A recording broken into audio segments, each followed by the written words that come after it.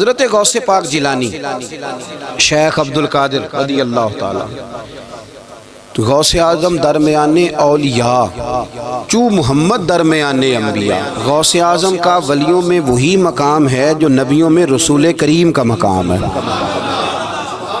حضرت غوث پاک رضی اللہ تعالیٰ عنہ کو اللہ نے بڑے اعزازات سے نوازا. ایک اعزاز اللہ نے یہ دیا کہ ماں کی طرف سے حسینی ہے، باپ کی طرف سے حسنی سید. نانا بھی اللہ کے ولی، دادا بھی اللہ کے ولی، پھوپھی بھی اللہ کی بہت بڑی ولی ہے، بہت بڑی ولی. والد گرامی، آپ نے وہ سیب والا واقعہ تو بڑا ہی سنا ہوا ہے، اس طرف تو میں نہیں جاتا. ماں بھی اللہ کی بہت بڑی ولی ہے. یہ اللہ نا اسباب بناتا ہے، خود ماحول بناتا ہے. آپ کے جو والد گرامی تھے ان کا نام تھا ابو صالح سید موسیٰ جنگی دوست رحمت اللہ علیہ. بادشاہ کے کچھ سپاہی تھے جو مٹکے اٹھا کے جا رہے تھے، اور مٹکے تھے شراب کے بھرے ہوئے، مٹکے اٹھا کے جا رہے تھے. حضرت سید محمد موسیٰ جنگی دوست رحمت اللہ علیہ بھی قریب سے گزرے. یہ کیا ہے بھائی؟ بدبو سے سمجھ تو گئے. تصدیق کے لیے پوچھا کیا ہے؟ انہوں نے کہا جناب یہ بادشاہ کا سامان لے کے جا رہے ہیں. آپ تو جھنڈے والی گاڑی کو ویسے نہیں نہ پوچھ سکتے، سوال ہی نہیں پیدا ہوتا. آپ چونکہ جمہوری لوگ ہیں، آپ نے تو بس دفتر بنانا ہے. جب الیکشن ہوگا نا اپنے دروازے کے سامنے سارے محلے سے لڑائی لینی ہے کہ ووٹ میرے آکے دیں. پھر ٹھیک 1.5 مہینے کے بعد سجدہ صاف بھی کر جاتے ہیں، بندہ غلط سی میں نے پتہ ہی نہیں لگا.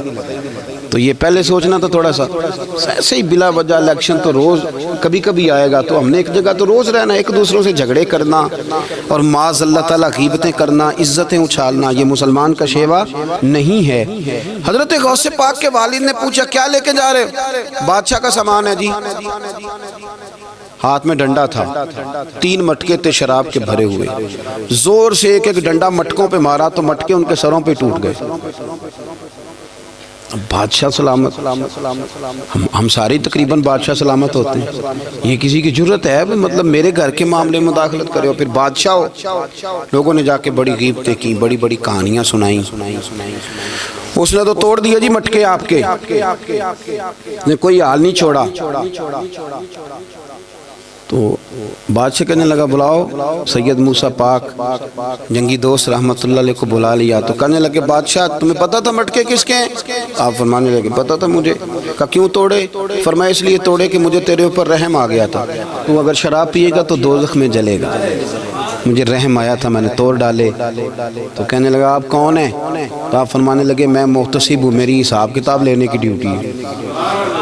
محتسب ہوں، غلط آدمی کا حساب کروں گا. تو بادشاہ کہنے لگا کس نے ڈیوٹی لگائی آپ کی؟ فرمانے لگے میری ڈیوٹی میرے رب کریم نے لگائی ہے، میری ڈیوٹی اللہ نے لگائی. تأمرون بالمعروف وتنہون عن المنکر، مسلمان کے ذمے ہے اچھائی کا حکم دے گا، برائی سے روکے. یہ ذمہ داری ہے میری، اللہ نے ڈیوٹی لگائی ہے. بادشاہ پہ اتنا روب طاری ہوا کہ کہنے لگا حضور آپ کی بڑی مہربانی، آپ نے یہ کام کیا. کہنے لگا جناب اگر آپ اجازت دیں تو میں بھی آپ کو محتسب نہ بنا دوں، آپ میرے وزیر بن جائیں. کوئی بندہ اس طرح کا کام کرے تو اسے روکیں. تو آپ فرمانے لگے نہیں، تو اپنی نوکری سنبھال کے رکھ، جسے اللہ ڈیوٹی پہ لگائے اسے پھر بندوں کی ڈیوٹیاں نہیں کرنی چاہیے. یہ اعزاز اللہ نے انہیں دیا، یہ شان رب کریم نے عطا فرمائی. ان کے صاحبزادے تھے حضرت غوث پاک جیلانی رضی اللہ تعالی عنہ. اللہ تعالیٰ نے جب کسی شخص سے کام لینا ہوتا ہے تو اللہ اس کے لیے اسباب بھی خود ہی پیدا کر دیتا ہے. علامہ اقبال اپنے استاد کی بڑی قدر کرتے تھے، شمس العلماء کی. تو ایک دن حضرت شمس العلماء سے کہنے لگے استاد جی آپ کی مہربانی سے پڑھ گیا ہوں. تو فرمانے لگے پتر تیری کلاس میں تو 250 لڑکا تھا، میری مہربانی تو سب پہ تھی، پر سارے تو اقبال نہیں نہ بنے. فرمانے لگے تیرے اندر بھی کوئی خوبی تھی، اس کی وجہ سے اللہ نے تجھے یہ اعزاز، کوئی تھی کوئی چیز تیرے اندر بھی. اللہ تعالیٰ جب کسی بندے کو نوازتا ہے نا تو بندہ بھی محنت کرتا ہے، لیکن اس کی محنت سے زیادہ اللہ کے فضل کا دخل ہوتا ہے. تو بندے کئی دفعہ کہنے لگ جاتے ہیں بڑی مشقت کی، بڑی محنت کی، کچھ بھی نہیں ہوتا. زیادہ اللہ کے فضل کا انحصار ہوتا ہے، رب جیسے چاہتا ہے ویسے فیصلے دیتا ہے. آپ فرماتے ہیں کہ میں چھوٹا سا تھا، والد انتقال کر گئے، والدہ تھی میری اور ہم 2 بھائی تھے. فرماتے ہیں بچے کھیلنے کے لیے نکلے تو میں بھی ان کے پیچھے کھیلنے نکل گیا. ایک بیل بچوں کے قابو آ گیا، تو بچوں کے قابو کو چیز آ جائے تو پھر وہ اس کا جو حال ہوتا ہے وہ تو ہمیں پتہ ہی، ہم سارے بچے رہ چکے ہیں۔ تو کہتے ہیں وہ بیل قابو آ گیا، کوئی اس کے کان چھیڑتا، کوئی اس کی دم چھیڑتا، کوئی اس کے سینگ چھیڑتا، کوئی کسی جگہ سے اسے تنگ کرتا، مختلف بچے اس کو نا دم سے پکڑ کے ہلاتے، بیل بھاگتا۔ حضور غوث پاک فرماتے میں بھی آگے بڑھا، اور میں نے جب اس کی دم پکڑ کے ہلائی تو بیل نے میری طرف منہ کیا اور کہنے لگا عبد القادر تو نانا ایسے کر، بول کے کہنے لگا تو نانا ایسے کر، تجھے رب نے ان کاموں کے لیے پیدا نہیں فرمایا۔ آپ فرماتے مجھے اتنا خوف طاری ہوا، بیل کو بولتے دیکھا تھا پہلی دفعہ، بیل کو۔ اب میرے سنی کو بھی دلیلوں کی ضرورت ہوتی ہے نا، دلیل نہ دیں، کسی بزرگ کی بات سنائیں تو سنی بھی تھوڑا تھوڑا دائیں بائیں دیکھتا ہے۔ یہ شور ایسا ہوا ہے نا، پراپوگنڈا ایسا ہے۔ میں حدیث پاک سنا دیتا ہوں۔ رسول کریم صلی اللہ تعالیٰ علیہ وآلہ وسلم فرماتے ہیں ایک شخص نے بیل پہ سواری کر لی تھی۔ بیل سواری کے لیے نہیں پیدا کیا گیا، سواری کے لیے اونٹ ہیں، خچر ہیں، گھوڑے ہیں، گدھے ہیں، بیل کھیتی باڑی کے لیے۔ اس شخص نے جب بیل پہ سواری کی تو بیل پیچھے مڑ کے دیکھنے لگا اور کہنے لگا یار تو بڑا بیوقوف ہے، بول کے کہنے لگا مجھے اللہ نے سواری کے لیے نہیں پیدا کیا، میرے سے وہ کام لے جس لیے میں پیدا کیا گیا ہوں۔ تو بندہ ڈر گیا، کہنے لگا بڑی حیرانگی والی بات نہیں کہ بیل بولتا ہے، تو بیل پھر بول پڑا۔ کہنے لگا اس سے بھی زیادہ حیرانگی والی بات ہے۔ اس نے کہا وہ کیا؟ کہنے لگے مدینے میں نبی پاک آ گئے ہیں اور تو نے ابھی تک کلمہ ہی نہیں پڑھا، یہ اس سے بھی زیادہ حیرانگی والی بات ہے۔ جامع المعجزات میں حدیث موجود ہے، حضور آ گئے اور تو نے کلمہ ہی نہیں پڑھا۔ وہ شخص کہتا ہے میں سر پٹ دورا، جب آ کے سامنے کھڑا ہوا تو حضور مسکرائے، فرمایا آجا پڑھ لے کلمہ، مجھے پتا ہے تجھے کس نے بھیجا ہے۔ اللہ والوں کی باتیں مان لیا کریں۔ میں بڑی ذمہ داری سے کہتا ہوں رب کریم کے کوئی بندوں کی بات کتاب و سنت کے خلاف نہیں ہوتی، وہی تو کتاب و سنت آگے پہنچانے والے ہوتے۔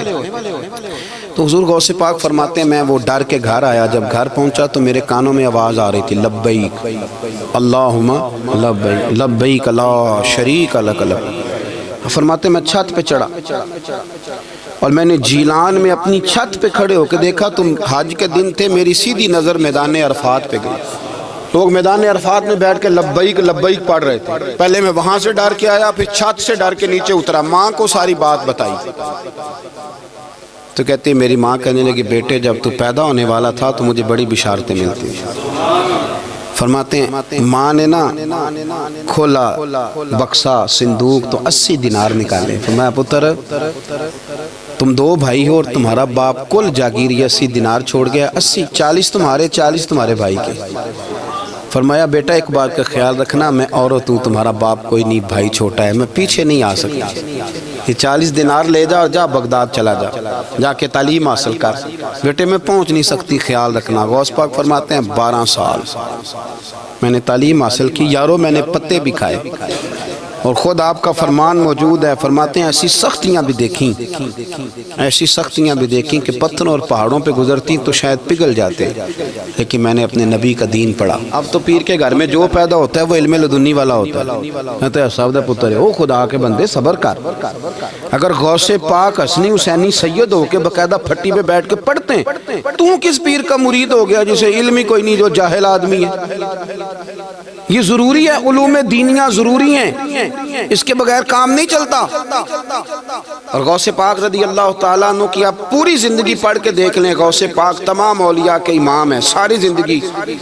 غوث اعظم سے کسی نے پوچھا آپ نے سب سے زیادہ دین کا کام کس طرح کیا، تو فرماتے ہیں تقریر کے ذریعے۔ اب تقریر کرنے والا مولوی ہوتا ہے اور تویز دینے والا، سبحان اللہ۔ غوث پاک رضی اللہ تعالیٰ عنہ فرماتے ہیں میں نے دین کا سارا کام کس ذریعے سے کیا ہے، ہفتے میں 3 جلسے کرتے تھے اور 70 ہزار کا مجمع ہوتا تھا، اور بغیر لاؤڈ سپیکر کے تقریریں ہوتی تھی، اور فرماتے ہیں جیسی سمجھ پہلے بندے کو آتی تھی ویسی آخری والے کو آتی تھی۔ لوگوں نے کہا حضور یہ کرم کیسے ہوا؟ فرمانے لگے میں نے جب تعلیم حاصل کر لی تو بولنا آتا ہی نہیں تھا، تو میں بڑا پریشان، ایک دن سو گیا تو خواب میں رسول کریم کا دیدار نصیب ہوا۔ انہوں نے فرمایا تو واز کیا کر، تیرے واز سے لوگوں کو فائدہ ہوگا۔ یا رسول اللہ میں اجمی بندہ ہوں، لوگوں کے سامنے کیسے بات کروں گا؟ تو حضور نے فرمایا منہ کھولنا ذرا۔ کہتے میں نے منہ کھولا تو محبوب نے 7 دفعہ لعاب دہن ڈالا میرے منہ میں۔ آپ فرماتے ہیں پھر بولتا میں تھا، اثر کوئی اور پیدا کر دیتا۔ حضور غوث پاک رضی اللہ تعالیٰ عنہ نے 40 سال دین کا کام کیا۔ صبح کے وقت فقہ کا درس دیتے تھے فجر کے بعد، کچھ دیر کر ناشتہ کرتے سو جاتے، پھر آ کے مدرسے میں پڑھاتے باقاعدہ بچوں کو۔ غوث پاک رضی اللہ تعالیٰ عنہ کی سیرت پر آپ ساری کتابیں پڑھ لیں، ساری کتابیں لو، میں نے بھی بڑا ہی دعویٰ کر دیا، یعنی ساری کتابیں جتنی اب تک چھپی ہوئی ہیں ساری پڑھ لو، کہیں نہیں ملے گا کہ ہم غوث پاک کے آستانے پہ گئے۔ غوث پاک کسی بندے نے یہ نہیں کہا ہم غوث پاک کے آستانے پہ گئے، غوث پاک کے دربار پہ گئے، سب نے یہی لکھا ہے کہ ہم حضور غوث پاک کے مدرسے میں گئے۔ ہمارے نا مدرسوں میں سبق تقسیم ہوتے ہیں، سال جب شروع ہوتا ہے نا تو سبق تقسیم ہوتے ہیں، ہمارے مدرسے میں بھی تقسیم کرتے ہیں ہمارے مولانا۔ آپ حدیث پاک پڑھائیں گے، فلانا استاد منطق پڑھائے گا، فلانا فلسفہ پڑھائے گا، فلانا یہ سبق تقسیم ہوتا ہے، فلانا قرآن، فلانا حدیث، فلاں فقہ۔ تو غوث اعظم کے مدرسے کے جو ناظم تعلیمات تھے وہ کہنے لگے حضور سبق بانٹنا ہے تو آپ کو کون کون سے سبق دے دیں، کون کون سا پیریڈ پڑھائیں گے؟ تو آپ فرمانے لگے نہیں پیریڈ رہنے دو۔ حضور پھر فرمایا اس طرح کرو، لائق لائق بچے تم رکھ لو اور نالائق سارے مجھے دے دو، میں جانوں اور نالائق جانے، نالائق سارے میرے۔ غوث پاک رضی اللہ تعالیٰ نالائق سارے رکھ لیے، کند ذہن، اور حضور غوث پاک ان کو اسباق پڑھایا کرتے، ان پر محنت کرتے۔ فجر کے بعد فقہ کا درس، 10 بجے مدرسے کی کلاس، زور کے بعد حدیث پاک کا درس، مغرب کے بعد تفسیر بیان کرتے۔ بانج علموں جو کرے فقیری، وہ کافر مرے دیوانہ، اور عشاء کی نماز کے بعد ہفتے میں 3 جلسوں سے خطاب۔ اور یہ سارے کام کر کے نا تو پھر بھی غوث اعظم جب دنیا چلی جاتی تو وضو کر کے مصلی پہ بیٹھ جاتے، اور 40 سال بیت گئے، ساری رات اللہ کی بارگاہ میں عبادت کرتے۔ 40 سال حضور غوث پاک کو اللہ نے بڑا اعزاز دیا، کتابیں لکھی، ڈیوٹی کی، محنت کی، کوشش کی پوری دنیا میں۔ میں پہلے بھی بتا چکا ہوں، پھر بتاتا ہوں، یہ جو صلاح الدین ایوبی کا بہت نام لیتے ہیں نا، بہت بڑے مجاہد تھے۔ صلاح الدین ایوبی کے ساتھ 70,000 کی فوج تھی، سارے کے سارے غوث پاک کے مرید تھے۔ صلاح الدین ایوبی نے حضور غوث پاک کی زیارت نہیں کی پر تعلیم غوث پاک کے مدرسے میں حاصل کی۔ جس کو بڑا شوق ہو نا کتابیں دیکھنے کا وہ میرے پاس آئے، میں دکھاؤں گا انشاءاللہ تعالی۔ صلاح الدین ایوبی حضور غوث پاک کے مدرسے کا طالب علم ہے۔ یہ آپ کے ملک میں 2-3 دن سے رٹا چل رہا ہے، وکیلوں کا، ڈاکٹروں کا، کل سے یونیورسٹی کا بھی چل گیا ہے۔ یہ لڑائی کسی مولوی 2 گروپوں میں ہوئی ہوتی نا، چلو نام بولو، میں نے پتہ ہے اگلی گل دا بھی، کسی مولویوں کے 2 مدرسوں میں ہوتی نا تو جو طوفان اٹھنا تھا نا ہر چوک میں، مولوی لڑاندے بڑا نہیں، یہ بڑی۔ میں نے دعوت دی تھی پرسوں، میں نے کہا جب وکیل مکمل تعلیم کر لینا اسے 2 سال مدرسے میں لاؤ، ہم اسے سکھائیں گے اٹھنا کیسے ہے، بیٹھنا کیسے ہے، ان کو لاؤ۔ اس لیے کہ ہم اپنی بات نہیں بتائیں گے، ہم بتائیں گے محمد عربی کی باتیں صلی اللہ علیہ۔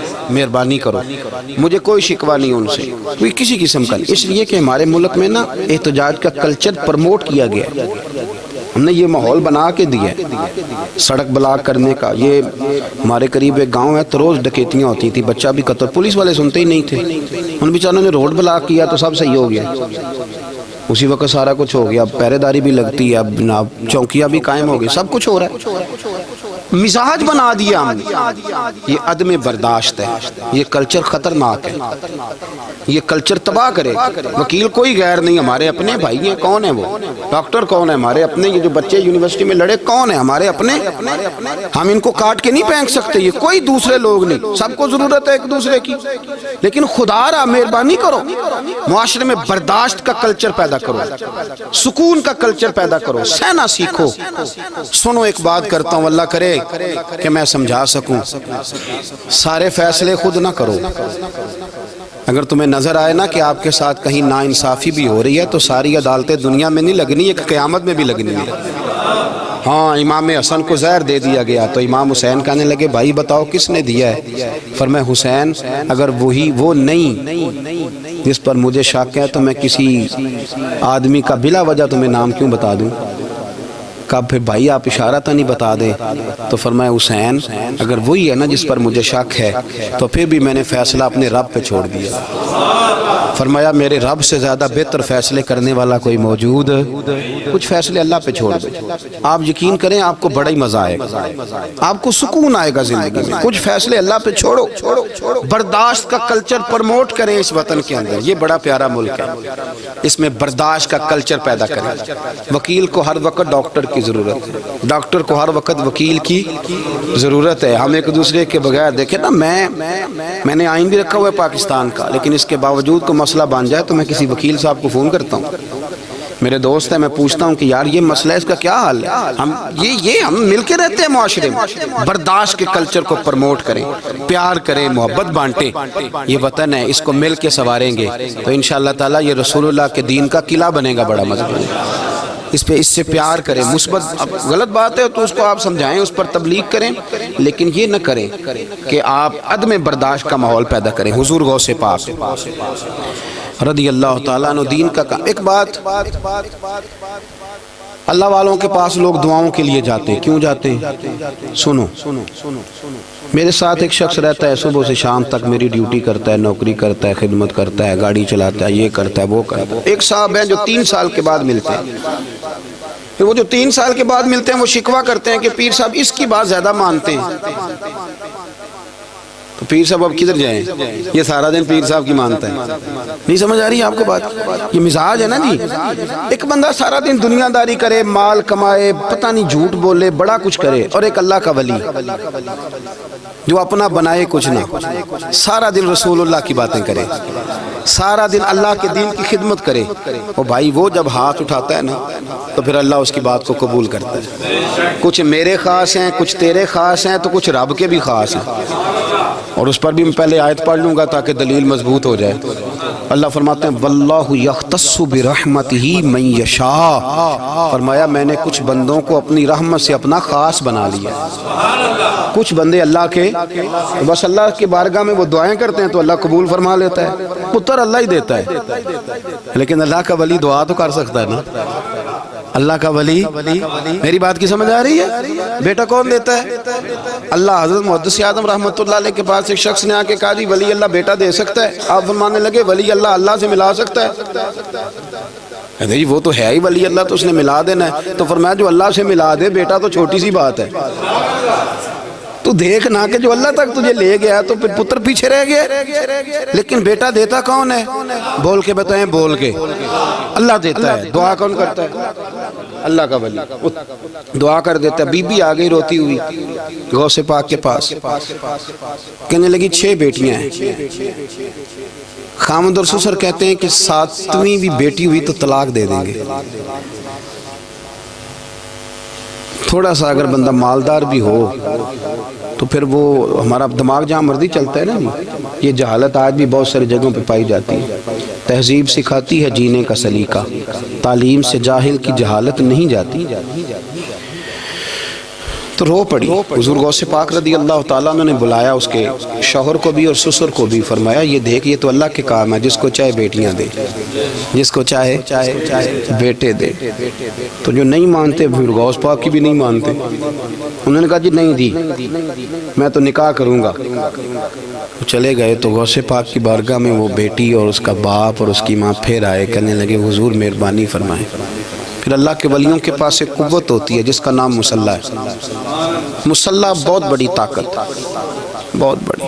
حضور نے فرمایا دعا صلاح المومن، فرمایا دعا مومن کا ہتھیار ہے۔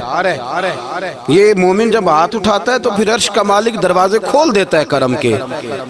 حضور غوث پاک نے مصلح بچھا لیا اور رو پڑے، کہنے لگے مالک کریم اس بی بی کے دل میں کس نے بات ڈالی تھی کہ عبد القادر کے دروازے پہ جا؟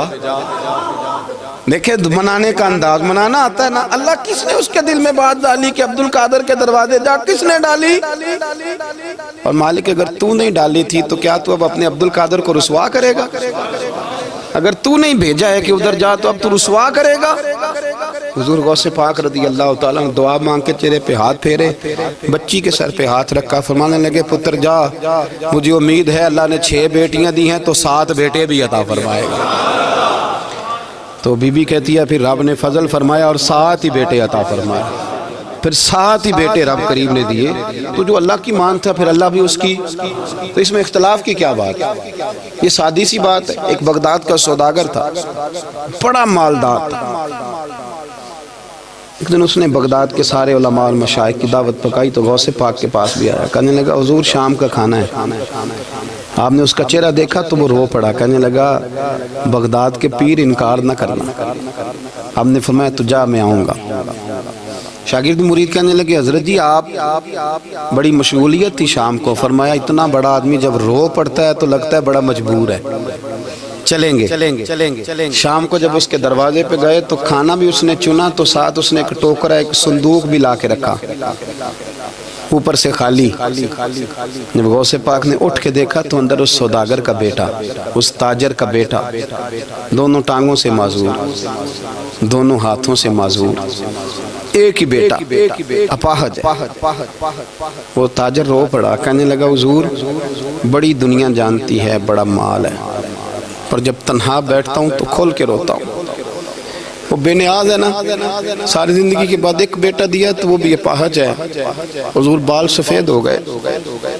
لوگوں کی اولاد بڑھاپے کا سہارا بنتی ہے. میں بوڑھے وقت میں اس کو اٹھا کے پیشاب پخانے کے لیے لے کے جاتا ہوں. بغداد کے عبد القادر سنا ہے جب تو دعا مانگتا ہے تو رب قبول فرما لیتا ہے. تو مہربانی فرما اگر میرا پتر ٹھیک ہو جائے, میرا زور کوئی نہیں, مالک بے نیاز ہی بڑا ہے, اگر مہربانی ہو جائے. تو غوث پاک نے پھر مصلی بچھایا. مصلی بچھا کے کہنے لگے مالک تو اپنے بندوں کے دل میری طرف کیوں موڑتا ہے, اور اگر موڑتا ہے تو پھر رحمت کی نظر فرما, بندہ نوازی فرما. ایک باپ اتنے رو رو کے آنسو بہا رہا ہے تو کرم نوازی فرما. حضور غوث پاک نے ابھی چہرے پر ہاتھ نہیں پھیرے کہ بچہ اللہ اکبر کہتا ہوا صندوق سے باہر نکل آیا.